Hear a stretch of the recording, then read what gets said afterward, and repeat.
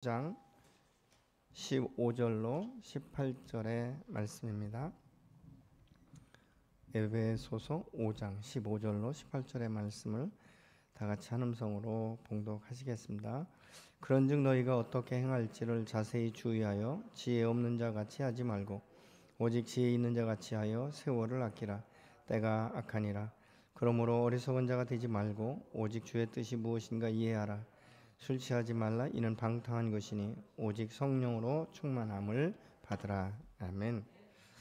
우리 세상을 살아가면서 가장 중요한 것 중에 하나가 뭐냐면 지혜로운 삶을 사는 것입니다. 지혜가 없으면 사람이 무지해서 분별력이 떨어지고 무엇을 어떻게 해야 될지 알지 못하는 상태 가운데 있기 때문에 날마다 우리는 믿음의 주 온전 되시는 그 예수 안에서 지혜와 명철을 구해서 분별력을 가지고 슬기롭게 살아가는 승리하는 삶을 우리가 살아가야 될 줄로 믿습니다. 우리가 이 땅 가운데서 육체를 입고 이제 대부분 한 7, 80년 이상을 살아가게 되는데 우리가 어떻게 사는가, 무엇을 위해서 사는가, 이것이 참 매우 중요한 것이죠. 우리의 인생을 어떻게 살 것인가, 그리고 우리의 인생의 마감하는 날에 우리가 무엇이라고 고백할 수 있을까, 이런 것들을 생각한다면 현재의 삶과는 좀 다른 우리가 삶을 추구하면서 살아가게 될 줄로 믿습니다. 우리가 이 인생 가운데 되는 대로 살아가는 사람들은 그의 인생의 종점에 이르러서는 하나님께서 그 심판자로 서셔서 영원한 죽음을 보지만, 믿음의 사람들은 하나님 안에서 하나님의 영광으로 해서 이 선악간에 행한 대로 상급의 면류관을 받게 될 줄로 믿습니다. 우리에게 주어진 시간들은 아무리 우리가 아쉬워한다 할지라도 지나간 시간 되돌릴 수 없듯이 하루하루를 우리가 관역을 향해서 화살을 날리는데 향방 없이 날리면 그 화살은 관역에 절대 꽂히지 않는 것이죠. 그래서 어떤 분이 그렇게 얘기해요. 세상 가운데 가장 힘든 사람, 가장 자기의 인생을 망치는 사람이 멍부다라고 말을 해요. 이 멍부라는 것은 뭐냐면 멍청하고 부지런한 사람. 그렇기 때문에 가야 될 길이 분별이 안 되니까 이제는 부지런하기 때문에 어떻게 보면 이 관역에서 너무 많이 벗어나는 이런 결과를 우리가 가져오게 된다는 것이죠.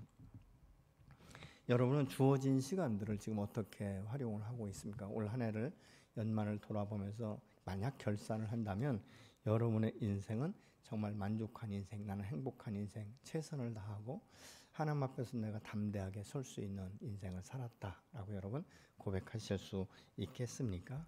만약 그렇지 않다면 우리는 오늘 또 주님 앞에 지혜를 구하는, 그리고 그 지혜력을 가지고 하나님께서 나를 이 땅 꺼내오신 목적이 무엇인지를 분별하면서 살아갈 때 남은 인생만이라도 하나님 안에서 영광을 돌리는 빛과 소금의 직분을 감당하며 하나님의 자랑스러운 아들과 딸로서의 이 삶을 우리가 살아가게 될 줄로 믿습니다. 그래서 이 지혜로운 선택이 우리에게 필요한데 15절로 16절에 보니까 그런즉 너희가 어떻게 행할지를 자세히 주의하여 지혜 없는 자 같이 하지 말고 오직 지혜 있는 자 같이 하여 세월을 아끼라. 때가 악하다, 이렇게 말하고 있습니다. 우리 크리스찬들은 믿는 것과 행하는 것이 같아야 돼요. 지식적으로 믿고 행동이 나타나지 않으면 야고보서는 그것은 죽은 믿음이다, 이렇게 말하고 있지 않습니까?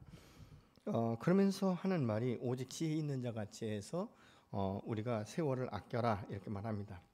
여러분, 이 주의라는 이 말은 본다, 실천한다, 알아차린다, 이런 의미를 가지고 있어요. 어떻게 우리가 살 것인지 자세히 살펴서 지혜 없는 자같이 악에 속하지 말고 지혜 있는 자같이 하나님의 사람답게 하나님의 영광을 위해서 살아가야 된다라고 지금 말하고 있는 것이죠. 오늘 이 본문에서 말하고 있는 지혜는 우리 생활 속의 지혜가 아니에요. 그것은 영적으로 하나님께서 우리를 향하신 마음과 뜻이 무엇인지를 잘 분별해서 하나님께는 영광이, 우리에게는 기쁨과 감사의 이 삶. 그래서 우리가 하루를 살다도 참 내가 행복한 삶을 살았다라고 우리가 고백할 수 있는 이런 삶을 살아야 되는 것을 의미하고 있습니다. 여러분, 지혜에 있는 자는 악한 세대의 삶에서 악인의 길을 쫓지 않고 죄인의 길에 서지 아니하며 라고 이 시편 1편 1절은 말씀하고 있지 않습니까? 그렇기 때문에 이 아낀다라는 말은 구속한다, 속량한다, 산다, 이런 의미를 가지고 있어요. 우리의 짧은 이 인생의 이 시간을 구속해야 된다는 것이죠. 어떻게 해요? 예수 그리스도 안에서 주어진 성령으로 구속해서 우리가 잠시라도 헛된 이 시간을 보내지 아니하고 알찬 시간을 보낼 수 있는, 그래서 매일매일의 이 삶 가운데 안정감을 가지고 두려움과 염려와 근심과 걱정이 아니라 정말 하나님을 찬양하며 기쁨과 감사가 넘치는 이 인생을 선택해 나갈 수 있도록 우리가 살아야 되는 것이죠. 시편 90편 10절에 보면 우리의 인생은 70이며 강건하면 80이라도 그 수명을 자랑할 수 없다라고 말하면서 얼마나 시간이 빨리 지나가는지 이제 신속히 지나간다 이렇게 말하고 있죠. 참으로 이 문제는 이 시간들을 어떻게 살았느냐, 이것이 중요하고 어떻게 살았느냐에 따라서 영원한 생명과 죽음으로 구분이 되고, 예수 믿는 사람들에게는 우리가 착하고 충성된 종이라 칭함을 받는가 하면 게으른 종으로도 우리가 판단받을 수 있다는 것이죠. 그래서 믿음의 사람은 선악간에 하나님 앞에 섰을 때 그 행동을 따라서 이제 상급의 면류관이 주어진다라고 말씀하고 있지 않습니까? 이 악한 세대는 우리가 구분하지 못하면 이 바람같이 날아가기 때문에 지혜로 분별하고 늘 깨어 있어서 우리가 하나님 안에서의 그 관계 가운데 집중할 수 있는 시간들을 뺏기지 않아야 된다라고 말하고 있죠. 여러분, 우리가 이 깨어 있지 않으면 영적인 일과 이 하나님의 영광을 위해서 삶을 하나님 앞에 드릴 수가 없어요. 우리가 주님을 향한 이 열정이 식어지고 죄에 대한 분별력이 상실되고 죄의 그늘에 빠져서 시간을 지나다 보면 자꾸 우리가 어떻게 보면 이 영적인 일에는 전혀 참여하지 않고 세상적인 일에 바빠서 지치고 피곤하고, 그래서 이게 죽겠다는 이 고백, 이런 고백들을 가끔 하고 있다는 것이죠. 결국은 뭐냐, 이런 사람들은 시간이 지나면 명목상 그리스도인으로 전락해 버리고 교회에 다녔던 이 연조가 마치 무슨 화려한 어떻게 자기의 인생의 증명서처럼 그렇게 따라다니고 있는데 주님은 그것에 대해서 인정하지 않는다라고 말씀하고 있습니다. 여러분, 하나님의 모든 사람에게는 동일한 시간, 동일한 하루를 주시지 않았습니까? 그래서 이것이 그 시간이 우리가 한정되어 있다는 것을 안다면 좀 시간을 쪼개고 아껴서 사용할 거예요. 그런데 이것이 마치 공짜로 주어지다 보니까 영원한 것처럼, 내가 살아있는 동안 영원히 이 시간들이 나에게 존재하는 것처럼 그렇게 착각하기 때문에 때로 우리가 허비하는 삶을 살아가게 된다는 것입니다. 아무런 준비도 없이, 그래서 어떤 사람들은 되는 대로 하루하루를 막연하게 살아가게 되는 것을 우리가 보죠. 여러분, 이들은, 어떤 사람들은 이렇게 얘기하는 사람도 있어요. 나는 시간밖에 없다. 남는 게 시간밖에 없다. 그래서 이런 분들은요, 정말 어떤 계획도 없어요. 우선순위가 없어요. 그러니까 자기 중심을 어디에 쏟을지 모르는 거예요. 그러면서 하는 말이 정말 이 시간 때우고 시간을 보내는 것이 얼마나 괴롭고 지루한지 모른다라고 말하고 있어요. 여러분, 이런 시간들 갖고 정말 시간밖에 남는 거 없고 시간 때우는 일이 힘든다라는 사람 앞에 기쁨이 있을까요? 만족이 있을까요? 행복함이 있겠습니까? 근데 어떤 분들은 또 너무 세상 일에 바빠가지고 나 24시간 안 돼, 25시간이 있었으면 좋겠어. 근데 여러분, 25시간을 원하는 사람에게 25시간을 주시면 아마 1시간 더 연장해달라고 할 거예요. 25시간도 부족하다. 여러분가 세상에 할 일이 너무 많아요. 또 세상적으로 우리가 그래도 안정감을 갖고 평안하고 잘 먹고 잘 살려면 남들보다 더 열심히, 더 빠르게, 그래서 무슨 일찍 일어난 새가 먹을 것을 찾는다고 말이죠. 그런 심정을 가지고 우리가 세상을 살아갈 수도 있는 것이죠. 그런데 이 약한 세대에 여러분은 어떻게 지금 세대를 분별하며 살아가고 계십니까? 오늘 17절에 보니까 그러므로 어리석은 자가 되지 말고 오직 주의 뜻이 무엇인가 이해해라, 이렇게 지금 말씀하고 있습니다. 여러분, 이 세상은 굉장히 편의주의적이에요. 자기중심적이에요. 조금만 이렇게 힘든 거 하기 싫고 귀찮은 거 하기 싫고요. 이런 일들이, 그래서 자기의 책임 분담을 감당하지 않는 이런 경우가 허다하게 많습니다. 왜 그렇습니까? 자기중심적이고 개인주의적이기 때문에 그렇습니다. 근데 이 개인주의가 어디까지 침범하고 있냐면 가족 공동체 안에서도 이 개인주의가 너무 강하다 보니까 가족조차도 연합이 안 되는 거예요. 그래서 각자가 식사를 할 때도 대화하지 않고 내가 알아서 먹는다, 내 시간 내가 맞춰서 먹는다, 이런 식으로 지금 자기의 시간을 주장하면서 나아가는 아이들이나 어른들이 얼마나 많은지 모른다. 이것이 교회 안에서도 주어지지 않습니까? 그래서 내 시간을 뺄 수 없다. 그냥 하나님 앞에 헌신할 수 없다. 교회에서 봉사할 수 없다. 이렇게 말하는 분들도 종종 있는 것들을 우리가 보고 있는 것이죠. 우리가 하나님의 자녀면 하나님의 자녀답게 하나님의 거룩함 이 모습을 닮아가기 위해서 우리가 계속적으로 힘써야 될 줄로 믿습니다. 여러분 이 세상 가운데 너무 바쁘다 보면 마음에 여유가 없어요. 쉼이 없는 거예요. 그래서 주께서 분명히 말씀합니다. 너희 인생 가운데 수고하고 무거운 이 짐들이 있느냐? 그러면 다 내게로 가지고 와라. 내게 맡겨라. 이렇게 말하고 있죠. 그런데 그게 안 되는 거예요. 왜요? 사업상 바쁘고 관계 때문에 또 주님 앞에 나오기보다는 먹고 마시는 것이 우선순위가 되어버리기 때문에 그렇습니다.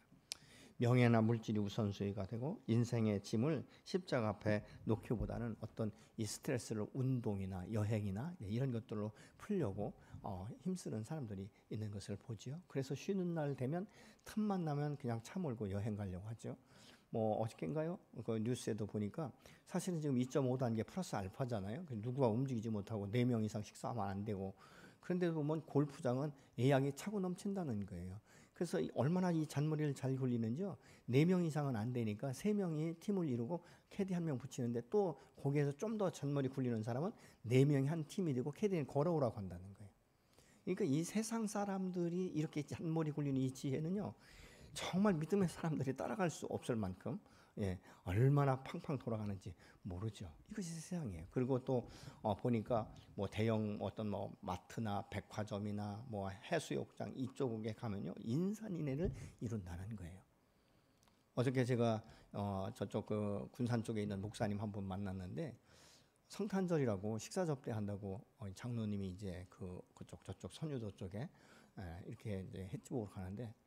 들고 나는데 1시간 이상이 걸렸다는 거예요. 근데 얼마나 사람의 인파가 많은지 정말 사람이 없을 줄 알고 갔다가 자기만 가는 줄 알고 갔는데 가보니까 너무 많은 사람들이 밀집해 있더라. 이렇게 이제 이야기하는 것을 제가 들은 적이 있습니다. 이게 세상 사람들의 모습인 것이죠. 자, 그러면 우리는 어떻게 해야 되는가? 여러분 어떤 때 보면 운동을 너무 지나치게 해서 힘들어 하잖아요. 스트레스를 풀려고 운동했는데 운동이 너무 지나쳐서 다음날 일어나기 너무 힘들어지는 그렇지 않습니까? 뭐 여행도 마찬가지죠. 너무 피곤한 것이죠. 이런 일들이 있다는 것이죠. 사실 어떻게 보면 우리가 이 세상 가운데 낙원의 길을 살아갈 때 어떻게 살아가? 인생은요 때로는 잠시 쉬어서 자기 자신을 생각하고 하나님의 뜻이 무엇인지를 분별할 수 있는 이 시간들이 필요해요. 어떤 책에 보니까 그래요. 산에 나무꾼이 2명이 나무를 하러 갔는데 도끼로 나무를 찍는 거예요. 근데 한 사람은 하루 종일 아침부터 쉬지 않고 그냥 나무만 찍는 것이죠. 근데 한 사람은 보면 열심히 자기는 나무를 찍고 있는데 한 사람은 앉아가지고 쉬고 있더라는 거예요. 그래서 저녁에 해가 뉘어져서 우리 이제 손 놓고 이제 나무 한 거 잘 모으자 했더니 쉬었던 사람 나무가 더 많더라는 거예요. 자기 거보다. 그래서 물어봤대요. 넌 아까 보니까 맨날 놀던데 맨날 쉬던데 어떻게 이 많은 나무를 찍었냐? 그랬더니 이 사람이 하는 말이 나는 그냥 아무것도 안 하고 멍청하게 쉰 것이 아니라 쉬는 시간마다 나는 도끼 날을 세웠다. 그러다 보니까 도끼가 너무 잘 들으니까 짧은 시간 찍었지만 하루 종일 찍은 사람은 도끼 날이 무뎌지니까 못 찍는 것이죠. 이것처럼 때로는 우리 인생 가운데 쉼표도 있어야 되는 것이죠. 하나님의 맞물려서 하나님 앞에 지혜를 구하고 또 내가 지금 가고 있는 이 길이 맞는 길인지 잘못된 길로 내가 가고 있는지 이것을 분별하면서 다시 재조정하고 우리의 인생 가운데 정말 잘못된 세계관이나 잘못된 가치관을 가지고 있다면 이것을 변화시킬 수 있는 그것은 무엇입니까? 하나님 앞에 나가서 무릎을 꿇고 말씀 앞에 서서 이 말씀을 묵상하고 그러면서 하나님의 뜻을 구하고 하나님이 말씀하시는 대로 순종해 나가는 것 그것이 처음에는 더딘 것 같지만 결국은 무엇입니까? 하나님의 뜻을 따라 살기 때문에 하나님께는 영광이며 하나님이 그 사람들에게 축복을 주시기 때문에 하나님의 그 축복이 무엇인지를 경험하고 은혜 위에 은혜를 더하시는 그 주님을 삶의 현장 가운데 경험하게 되는 줄로 믿습니다. 사람이 영적 침체가 오면요 이 로마서 12장 1절은 분명히 말씀합니다. 너희는 정말 하나님 앞에 신령과 진정으로 예배드리는 이것이 너희를 거룩한 산제물로 드려야 된다라고 말하고 있는데 거룩한 산제물로 드릴 수가 없는 거예요. 그러다 보니까 주께서 요구하실 때 뭐라고 말합니까? 그 주님의 뜻이 무엇인지를 분별해야 되는데 이 로마서에 보니까 말이죠. 이 분별하기 어려우면 우리가 야고보서 1장 15절을 한번 같이 보시겠습니다. 야고보서 1장 5절 너희 중에 누구든지 지혜가 부족하거든 모든 사람에게 후히 주시고 꾸짖지 아니하시는 하나님께 구하라 그리하면 주시리라. 지혜가 없으면 주님의 뜻과 무관한 삶을 살 수밖에 되기 때문에 자기의 뜻과 자기의 유익을 위해서 살게 된다는 것이죠. 결국은 자기의 뜻을 따라 산다는 것은 무엇입니까? 육신의 정욕과 안목의 정욕과 이생의 자랑을 향해서 나가는 것이고, 계속적으로 그 마음 중심이 그쪽에 쏠려 있기 때문에 열매 없는 이 어둠의 일에 동참하게 되고, 인생이 끝난 이 황혼역에는 열매 없는 가을 나무처럼 그렇게 허망하게 우리가 살아 있는 이런 고백을 할 수밖에 없다는 것입니다. 때로는 우리가 주님의 일을 위해서 열심히 한다고 하고 있지만 사실은 주님의 뜻이 무엇인지를 분별 않고 우리가 하다 보면 내 생각, 내 계획, 내 경험대로 이 일을 하게 되는 거예요. 근데 주께서 임하실 때 우리가 주님 앞에 나갈 때 주님이 그렇게 말씀하신다는 거예요. 마태복음 그 7장에 보면 나더러 주여 주여 한다고 다 내 앞에 올 수 있는 건 아니다, 이렇게 말씀하고 있어요. 사실 이것이 굉장히 무서운 말씀이에요, 여러분. 우리가 그냥 건성으로 성전 뜰만 마당만 밟는 이런 형식적인 어떤 종교적인 행위처럼 주님 앞에 나와 예배드리는 것, 여러분 이것은 우리에게 아무런 도움이 되지 않아요. 우리가 하나님의 말씀을 듣고 이 예배 가운데 주의 성령의 임재를 경험하고, 그래서 내 마음에 열정이 회복되고 뜨거움이 있어지는 것이고, 지치고 피곤한 나의 영혼이 위로받고 격려받는 이런 시간들이 사실은 예배 시간이 되어야 될 줄로 믿습니다. 그래서 마태복음 7장 22절로 23절의 말씀을 같이 보시겠습니다. 그날에 많은 사람이 나더러 주여 주여 우리가 주의 이름으로 귀신을 쫓아내며 주의 이름으로 많은 권능을 행하지 아니하였나이까 하리니 그때에 내가 그들에게 밝히 말하되 내가 너희를 도무지 알지 못하니 불법을 행하는 자들아 내게서 떠나가라 하리라.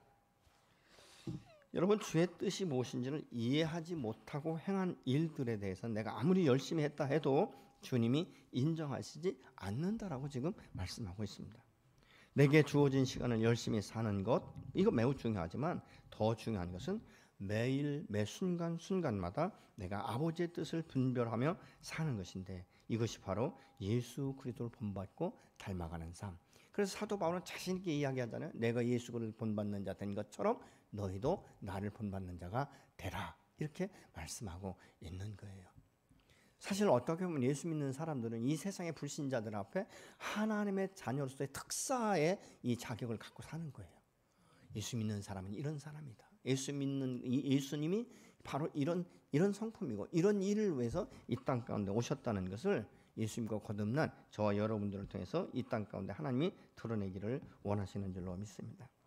여러분은 하나님을 알고 그 뜻을 따라서 순종하기 원하는 마음의 열정이 얼만큼 되십니까? 여러분, 죄의 낙을 누리는 것은 사실 다 일시적인 쾌락인 것이고 이건 영원한 것이 없는 것이죠. 해 아래 새 것이 없어요. 그래서 우리가 이 일시적으로 내 육체적으로 기쁨일 때마다 이 머리에 엔돌핀이 나오는데, 이 엔돌핀이라는 것은 하나로 만족하지 않는다는 것이죠. 뭐 예를 들어서 우리가 술을 먹으면 처음에는 한 잔이면 만족하지만 다음에는 한 잔 갖고는 안 된다는 것이죠. 좀 더 먹고 좀 더 먹고 계속적으로 먹어야 된다는 것이죠. 여러분, 그래서 사실 어떻게 보면 하나님 말씀 앞에 기쁨을 우리가 찾기 시작하면요, 하나님께서 내게 계시의 정신을 주시면 이 말씀들이 풀어지기 시작해요. 매일매일마다 이 말씀을 묵상하는 기쁨이 되고 감사가 될 수 있을 때, 여러분 이거 우리가 때로는 밤을 맞이해서 말씀을 볼 수도 있다는 것이죠. 여러분, 우리가 세상에서 좀 더 누리려면 사실 열심히 많은 돈을 벌어야 되고 일을 해야 돼요. 그러나 버는 것보다 더 중요한 것은 쓰는 것인 줄로 믿습니다. 내가 많은 돈을 벌어서 어디에 쓰는가? 나와 자녀들을 위해서 집을 사고 이런 것을 해서는 모든 것에 대해서 올인하고 있지만 하나님 앞에 드리는 것이 인색하다면 그것은 버는 것, 많이 번다고 해서 반드시 그 사람은 축복받았다라고 우리가 말할 수 없다는 것이죠. 여러분, 어리석은 부자에게 주님이 찾아오셔서 뭐라고 말씀하죠? 내 영혼아 먹고 마시고 즐기자, 이렇게 말할 때 이 어리석은 자여, 오늘 밤에 내가 너의 영혼을 취하면 너의 이 모든 풍족한 것이 무슨 유익이 내게 있겠느냐라고 말씀하고 있지 않습니까? 하나님의 은혜에 감사하고 정말 먼저 주님의 나라와 의를 구하고 주님 앞에 먼저 헌신할 때 하나님께서 은혜 위에 은혜를 더하시고 복에 복을 더하시는, 그래서 2달란트 5달란트 맡긴 자에게 갑절로 주시는 것처럼 더 많은 물질을 축복하시고 부어주셔서 그 물질이 흘러갈 수 있도록 하나님께서 역사하실 줄로 믿습니다. 우리가 주님의 뜻을 이해하기 위해서는요, 디모데후서 2장 7절에 보면 청명을 주신다라고 말씀하고 있어요. 이 총명은 무엇입니까? 주님께서 깨닫는 능력을 우리에게 주셔야 된다라고 말씀하고 있습니다. 그래서 에베소 1장 17절을 보시면 우리 주 예수 그리스도의 하나님의 아버지께서 지혜와 계시의 영을 너희에게 주사 하나님을 알게 하시고, 하나님이 주시는 이 지혜와 계시의 영을 주시도록 우리가 기도해야 될 것입니다. 하나님이 주시는 이 지혜와 계시의 영으로 하나님 말씀이 풀어지기 시작하는 것이죠. 또 주신 성령의 도우심으로 순종을 통해서 오늘 또 하나님을 기쁘게 하면서 내 안에 이 감사가 넘치는 거예요. 여러분, 감사는요 무슨 조건이 있어서 감사 아니에요. 가장 큰 감사의 조건을 여러분에게 하나를 말씀드리면 뭔지 아십니까? 내가 구원받은 것. 이 하나만 가지고도 우리는 매일매일 하나님 앞에 감사할 수 있어야 되는 것입니다. 그리고 이 모든 것을 더한다라고 말씀하시는 하나님의 그 축복, 이 숨겨진 이 언약의 말씀들이 정말 성령의 다스림 가운데 모든 것을 지혜롭게 분별해서 그 시간들을 하나님 앞에 드려질 때 그 숨겨졌던 언약의 비밀들이 풀어지는 역사가 반드시 여러분과 여러분 가정과 여러분의 자녀들과 여러분의 삶 가운데 있어지기를 예수님의 이름으로 축복합니다. 그럼 이렇게 살 수 있는 것이 무엇인가? 인간의 의지나 능력이나 열정은 항상 어느 때가 되면 식어지게 되어 있어요. 그럼 어떻게 이것을 우리가 지속할 수 있는가? 그래서 성령의 충만함 가운데 다스림을 받아야 되는 것입니다. 18절에 술 취하지 말라 이는 방탕한 것이 오직 성령으로 충만함을 받으라 이렇게 명령하고 있지 않습니까? 성령으로 충만함을 받는다는 것은 마치 술을 취하듯이 한 잔 한 잔 내가 먹고 그것이 채워져서 이렇게 충만케 되는 이것을 의미하는 것이 아니라 하나의 여기에서는 수단을 의미하고 있는 것이죠. 예수 믿고 거듭난 사람에게 이미 성령이 임한 줄로 믿으시기 바랍니다. 이 성령이 임한 성령이 나를 다스릴 수 있도록 그 다스림 가운데 나를 내어드리면 이 성령의 충만함이 나의 생각과 나의 걸음과 나의 세계관과 가치관의 변화를 가져와서 오늘 또 함께 동행하시는 임마누엘 하나님께서 나를 붙들고 계시고 내가 넘어져도 아주 엎드러지지 아니하도록 나를 그의 오른손으로 붙들어 일으키시면서 우리에게 새로운 마음을 부어주시는 줄로 믿습니다. 여러분, 그래서 이 성령에 의해서 충만케 된 사람은 마음과 지성과 의지가 모두 성령의 영향과 감화를 받아서 성도의 마음과 이 지성과 의지를 활성화시켜주는 역할을 성령이 하고 있다는 것입니다. 성령에 의해서 충만하게 되면 개인이나 교회가 하나님의 모든 이 충만한 분량에 이를 때까지 에베소서 13절에 보면 그리스도의 장성한 분량에 충만해서 이를 때까지 하나님께 도와주신다라고 말씀하고 있습니다. 여러분, 이 술이 취하면요 이성이 통제가 되지 않아요. 그래서 유다서의 말씀처럼 마치 술에 완전하게 취해버리면요 이성 없는 짐승처럼 본능을 따라 살게 된다는 거예요. 혹시 여러분 주변에서 그런 소리 들어보셨습니까? 아, 어제 내가 술을 너무 많이 가서 필름이 끊겼어. 필름이 끊겼다는 것은 무슨 이야기입니까? 내 이성으로 내 행동을 절제하지 못하고 기억조차도 할 수 없다는 것이죠. 그러니까 뭐예요? 본능을 따라. 근데 우리의 본능은 죄의 본능이 있지 않습니까?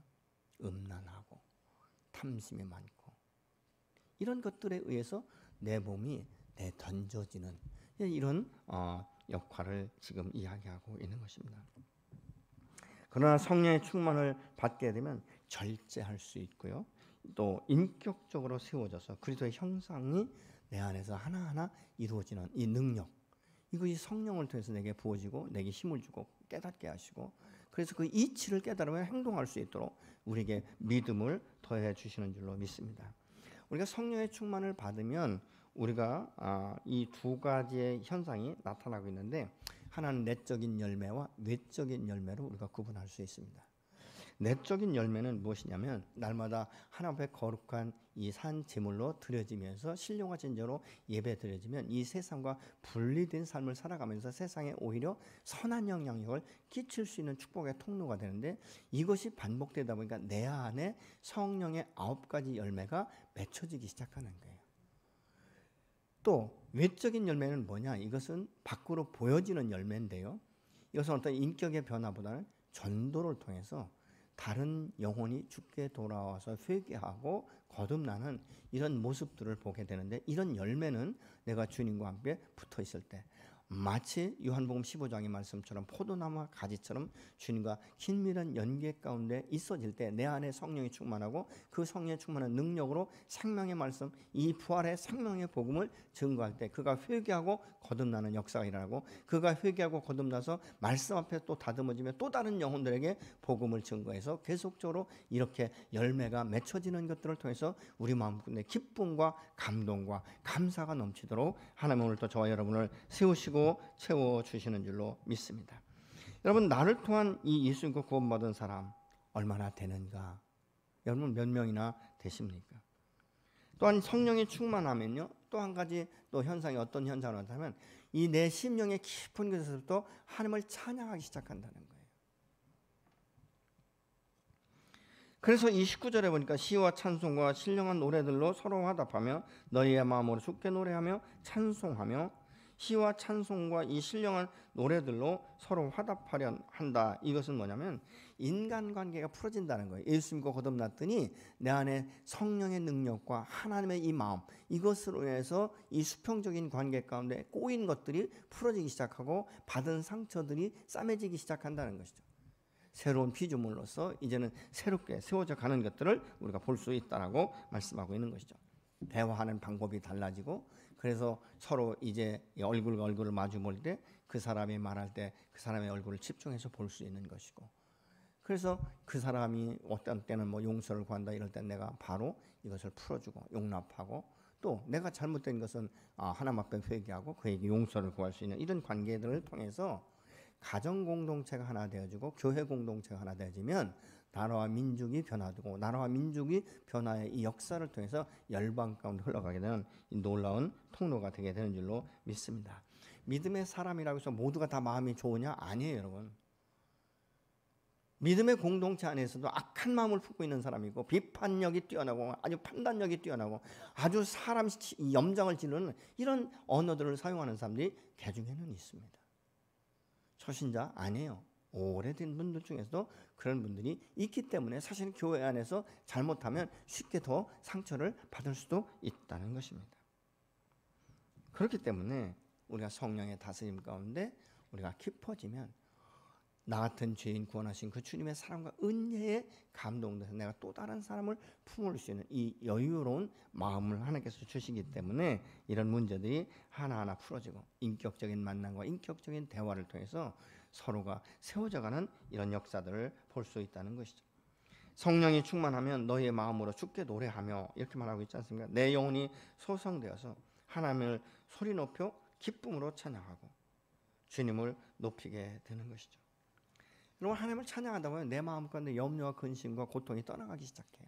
평안이 오고 안정감이 오고 기쁨이 오고, 그래서 우리가 믿음으로 이 열방을 향하여 선포하기도 하는 이런 것들이 오게 된다는 것이죠.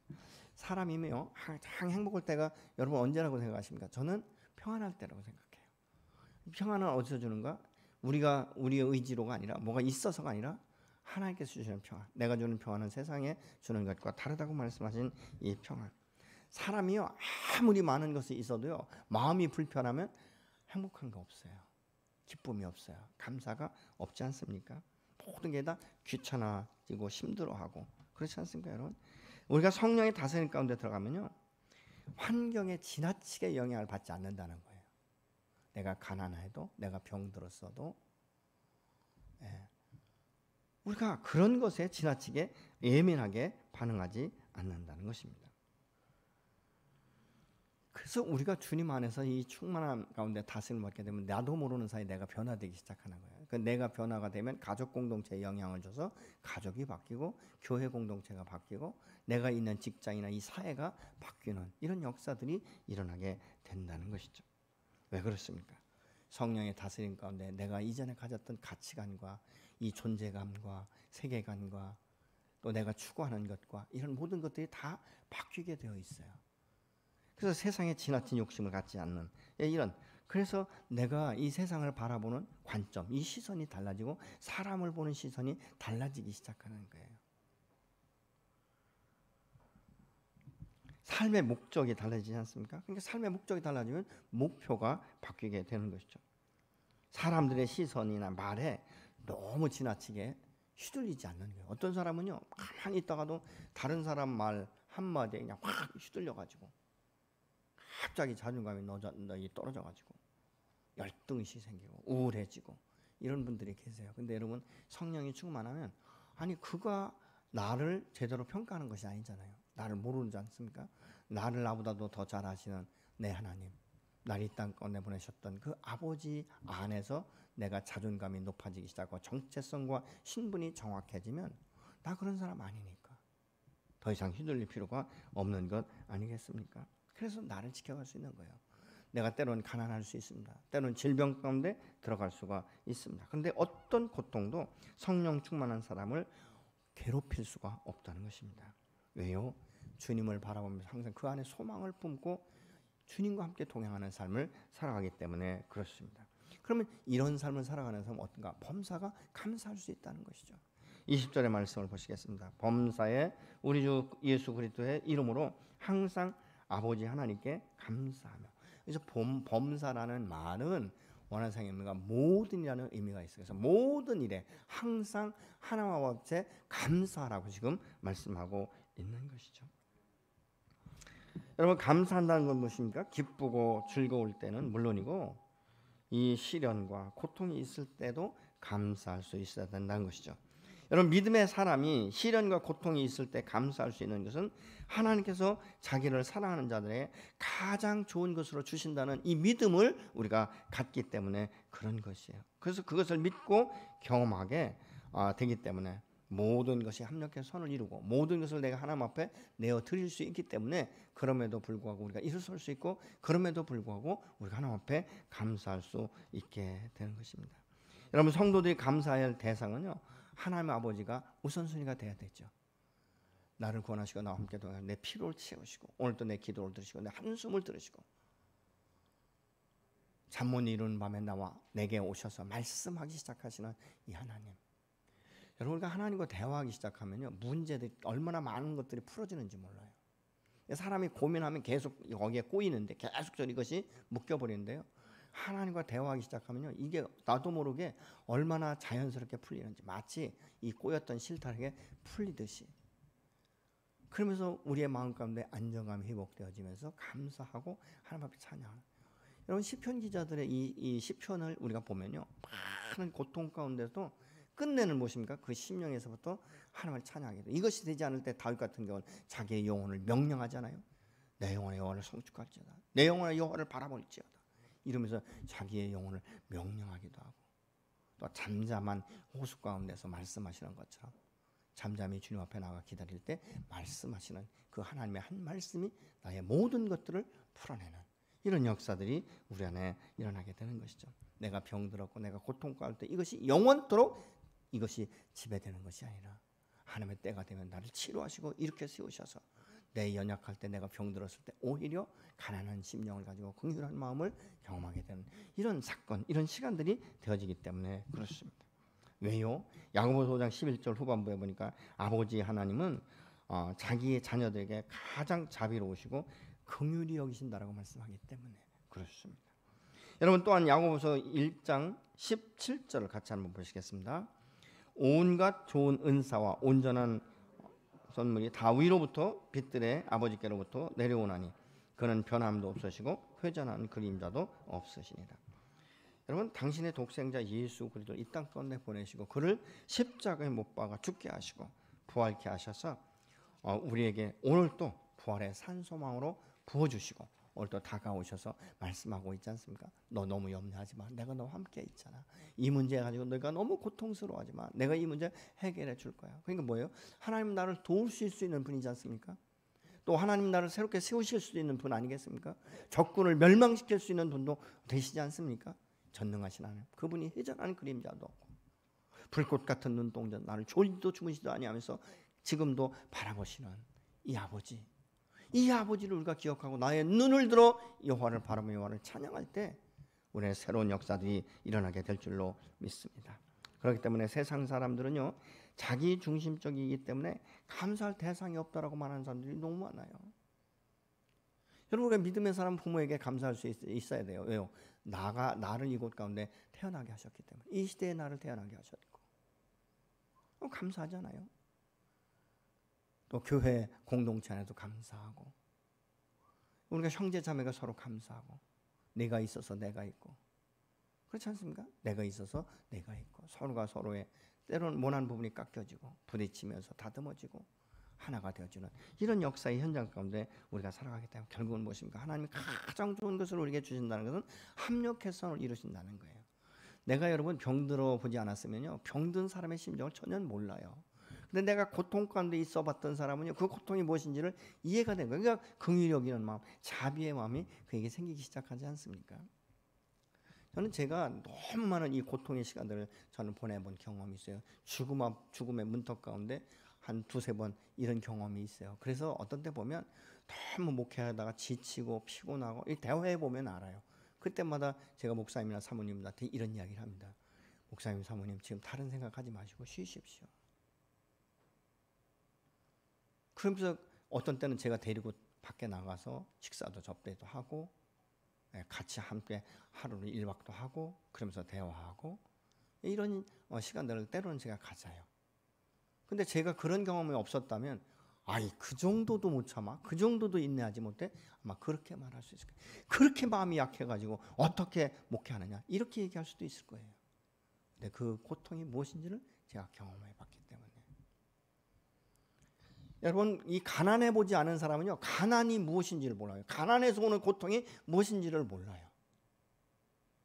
그렇지 않습니까, 여러분? 저는 때로 목회를 하면서 이것이 자랑은 아니지만, 여러분, 전세금 빼서 먼저 있던 교회 헌금 내고 월세로 돌아갔는데 말살을 팔아가지고 제가 먹어봐서 알아요.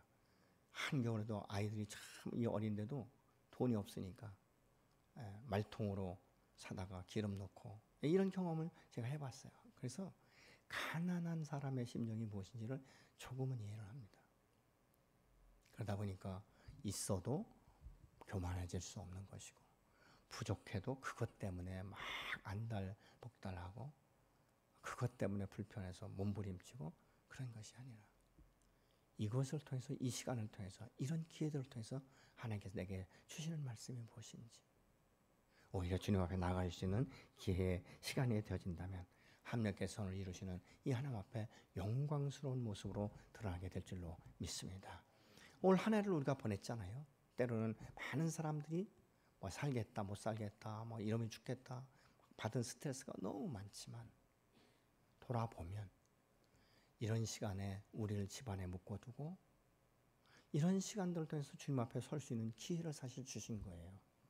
이것을 내가 그렇게 깨닫고 선용했다면 우리는 올 한 해 승리하는 삶을 산 것이에요. 근데 너무 이게 압박과 이 서러움과 이 고통 때문에 계속 불평과 원망을 쏟아내고 살았다면 우리는 올 한 해를 너무 힘겹게 살아온 거예요. 그렇지만 여러분, 어찌하든지 우리를 올 한 해 여기까지 건강을 지키시고 인도하신 그 에베네셀 하나님, 그럼에도 불구하고 내 영혼이 주를 찬양하고 주를 높일 수 있도록 나의 그 승리의 깃발을 높이 들며 여호와 니스의 하나님을 찬양할 수 있도록 오늘도 역사하신 이 하나님이 얼마나 감사합니까?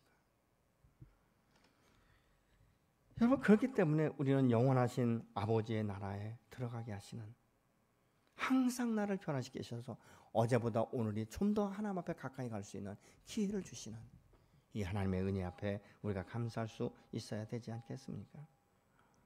여러분, 이 교회 공동체에 우리가 감사할 수 있는 제목은 너무 많아요. 교회 공동체는 사랑의 공동체고, 그렇지 않습니까? 서로 돌볼 수 있는 이 중보하는 공동체가 되고, 선교의 구제의 공동체가 되는 것이고, 머리 되시는 예수 그리스도의 각 지체가 무엇이며 어떻게 하나가 되는지를 알 수 있는 기회를 주셔서 우리가 감사하지 않습니까? 여러분, 우리 모든 지체는 다 합력해서 선을 이루게 되어 있는 거예요. 그렇지 않습니까, 여러분? 우리가 음식을 먹을 때 맛이 있을까 없을까를 여러분 눈으로 먼저 보잖아요. 야, 저거 맛있게 생겼다. 먹음직스럽다. 그렇지 않습니까? 먹음직스럽다. 그럼 어떻죠? 코는 기가 막히게 냄새를 맡잖아요. 고소하다. 냄새를 맡잖아요. 이거 너무 맛있겠다. 이 혀에 딱 집어넣으면 이 혀에서 감각적으로 쓴맛, 단맛, 신맛 이런 것을 다 구분해내잖아요. 씹어야 될 것은 어떻죠? 이가 계속적으로 씹어주잖아요. 근데 이게 계속 입에 물 수는 없잖아요. 어느 일정한 시간이 되면 넘겨버리죠. 그러면 입안에 다 빈 것이 되는 것이죠. 이게 이제 식도를 타고 들어가서 장기로 들어가잖아요. 식도는 뭐예요? 딱 흘러가는 것밖에 없는 거예요. 맛도 모르고 그냥 흘러가는 것이죠. 장기에서는 무엇입니까? 영양인가와 뭐 모든 것도 다 구분하고 내보낼 거 다 내보내고. 그러다 보면 자기 안에 축적되는 게 아니라 다 몸으로 이것이 분산되지 않습니까? 내가 무엇을 먹으려면 손으로 따야 되죠. 걸어가야 되죠. 이런 모든 것들. 근데 어느 날 아이고 가서 뭐해? 그거 다리가 나가 아프게 남는 게 없는데. 그 내가 씹어서 뭐해? 내 입안에 남는 게 없는데. 계속적으로 이런 식으로 한다면 아마 우리 몸은 그냥 죽을 수밖에 없는 거예요. 굶주려서 죽을 것입니다. 근데 이게 모든 것들이 서로 연합하고 마치 퍼즐을 맞추듯이 있어야 될 곳에 있어지고 내가 역할을 분담한 것에 대해서 이것을 감당해 줄 때 건강한 몸이 되지 않습니까? 모든 영양가가 결국은 몸으로 오지 않습니까? 그 영양가로 인해서 내가 맛을 볼 수 있고 씹을 수도 있는 것이고 볼 수도 있는 것이고 내가 걸을 수도 있는 것이고 찬양할 수도 있는 것이고 이런 모든 것들이 생기잖아요. 그러니까 믿음의 공동체 안에서 이런 것들을 함께 배워가기 시작하는 것이죠. 여러분 그래서 우리가 더 건강하게 세워지는 것이죠. 그러면서 이 공동체가 이제는 계속적으로 건강한 공동체가 되어지면 21절 뭐라고 말씀하고 있습니다. 그리스도를 경외함으로 피차 복종해라.